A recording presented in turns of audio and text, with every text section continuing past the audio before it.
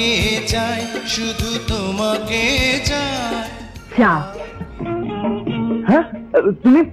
আমি। বাংলা চলচ্চিত্রের ইতিহাসে যার নাম এক অবিচ্ছেদ্য অধ্যায়, তিনি সালমান শাহ। মৃত্যুর 29 বছর পরেও ঢালিউডে আলোচনার কেন্দ্রে রয়েছেন এই কিংবদন্তি নায়ক। সম্প্রতি আদালতের নির্দেশে তার মৃত্যুর ঘটনাকে আত্মহত্যা নয় হত্যা মামলা হিসেবে পুনরায় তদন্তের নির্দেশ দেওয়া হয়েছে। এরপর থেকেই তোলপাড় নেট দুনিয়া ও চলচ্চিত্র পাড়া। নিজেকে আমি ভুলতে পারি।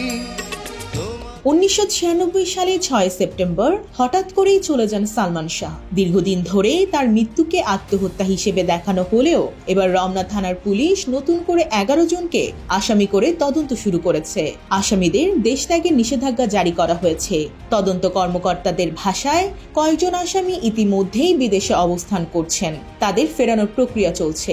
জীবন অবাক না করলে কে করবে? 28% মিল্ক ফ্যাটের অবাক করার সাথে ফ্রেশ মিল্ক পাউডার। জীবন অবাক করুক প্রতিদিন।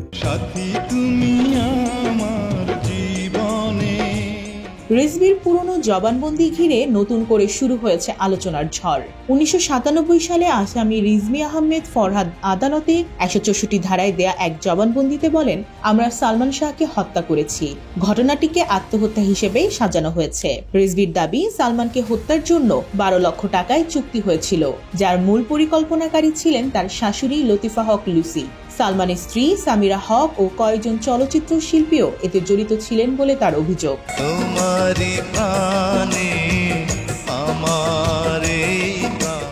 এই মামলায় নতুন মোড়ের পর শুক্রবার নিজের ফেসবুকে মন্তব্য করেন অভিনেত্রী প্রসন্ন আজাদ। তিনি লিখেন, আমার ধারণা সালমান প্রচন্ড মানসিক অবসাদে ভুগছিলেন। সঠিক চিকিৎসা হলে হয়তো বাঁচানো যেত, কিন্তু সত্যিকারের ভালোবাসা কেউ তাকে দেয়নি, না মা না স্ত্রী।